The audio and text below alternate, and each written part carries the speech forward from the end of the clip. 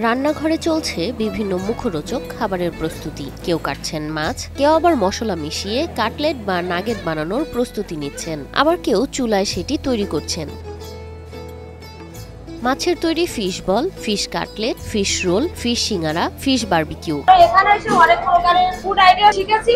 সেখান থেকে আছে fish finger, fish ball, fish cutlet, fish barbecue, singara, তারপরে ফিশ পকোড়া, এরকম অনেক আইটেম আমরা শিখছি। মাছকে প্রক্রিয়াজাত করে ফাস্টফুডের বিকল্পে রূপান্তরিত করছেন যশোরের ক্ষুদ্র উদ্যোক্তারা। মাছ থেকে তৈরি হচ্ছে রেডি টু ইট খাবার। এখানে যারা উদ্যোক্তা হিসাবে কাজ করতেছে ওনাদেরকে শেখানোর চেষ্টা করতেছি যে আমরা মাছটাকে কিভাবে মার্কেটে আরো অ্যাভেলেবেল করতে পারি। সেক্ষেত্রে পাঙাশ মাছ, রুই মাছ, এটাই হোক, আমরা ওনাদেরকে শেখাচ্ছি যে একটা ফ্রোজেন আইটেম কিভাবে রাখা যায়।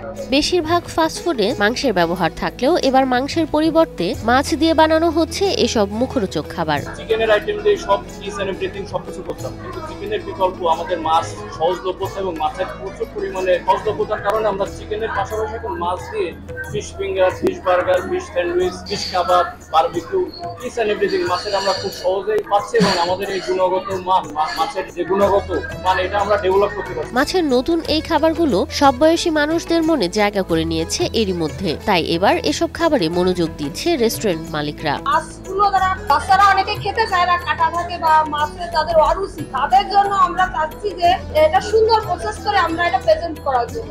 শহরের হোটেল রেস্টুরেন্টে সুন্দর ডেকোরেশনের খাবারের চাহিদা ব্যাপক। এ কারণে প্রশিক্ষণের মাধ্যমে উদ্যোক্তাদের শেখানো হচ্ছে মাছ দিয়ে বিভিন্ন পদের খাবার তৈরি ও বিভিন্ন ডিজাইনের পরিবেশন করা। গত 2 দিন থেকে ট্রেনিংটা দিচ্ছি এবং আমাদের এই ট্রেনিং দেওয়ার মূল উদ্দেশ্য হচ্ছে মাছের যে তৈরি খাদ্য বা মাছটাকে আমরা আরেকটু কিভাবে পুষ্টিকর খাদ্য হিসাবে প্রেজেন্ট করতে পারি। যশোরে মৎস্যজাত রেডি টু ইট পণ্যের বাজার সম্প্রসারণে বাংলাদেশ পল্লী কর্ম সহায়ক ফাউন্ডেশনের সহায়তায় শরীয়তপুর ডেভেলপমেন্ট সোসাইটির মাইক্রো এন্টারপ্রাইজ ট্রান্সফরমেশন প্রকল্পের আওতায় 20 জন উদ্যোক্তাদের দেওয়া হচ্ছে এই প্রশিক্ষণ।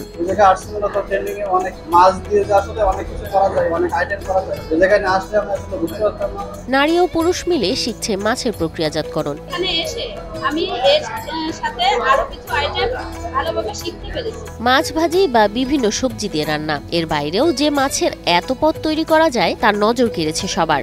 আমরা মাছের তরকারি খাই, এখন আমরা এখানে এসে শিখতে পারছি মাছের অনেক আইটেম, প্রায় 10টার উপরে আইটেম শিখছি। মাছের এসব আইটেম তৈরি করে বেশ লাভবান হবেন বলে আশা করছেন রেস্টুরেন্ট মালিকরা। আগে মানুষ শুধু বাসায় মাছ খাইতো তরকারির সাথে, এখন আর অনেক কিছু আইটেম পাচ্ছে, তারা অনেক কিছু ব্যবহার করতে পারছে, সুবিধা পাচ্ছে। তারপরে কস্টিং, আমাদের কস্টিং এর যে বিষয়টা আমরা চাবো যে যেভাবে বাজার করে কস্টিং কমানো যায়, কাস্টমারকে কস্টিং কমে দিতে পারি। এক্সট্রিম মশার কয়েল প্ল্যান্ট ফাইবার দিয়ে তৈরি, তাই সহজে ভাঙে না, সুগন্ধিযুক্ত ও নিরবিচ্ছিন্নভাবে জ্বলে। ডেঙ্গু, চিকুনগুনিয়া বাহি সহ যে কোনো মশার বিরুদ্ধে দেয় এক্সট্রিম সুরক্ষা। আয়োজকরা বলছেন ভোক্তাদের নিরাপদ প্রোটিন নিশ্চিত হওয়ার পাশাপাশি উদ্যোক্তাদের উৎপাদিত মাছের ন্যায্য মূল্য নিশ্চিত করা সম্ভব হবে। বিভিন্ন সহযোগী সংস্থার মাধ্যমে মাঠ পর্যায়ে যারা ক্ষুদ্র উদ্যোক্তা আছে তাদেরকে অর্থনৈতিকভাবে ডেভেলপ করার জন্য এবং মাছের বিভিন্ন ডাইভার্সিফিকেশন প্রোডাক্ট যেমন ফিশ বল, ফিশ ক্যাটলেট, ফিশ পাজোলা তৈরি করা, তার মাধ্যমে সহজেই মাছের প্রোডাক্টগুলো মানুষের কাছে জনপ্রিয় হয়ে ওঠে।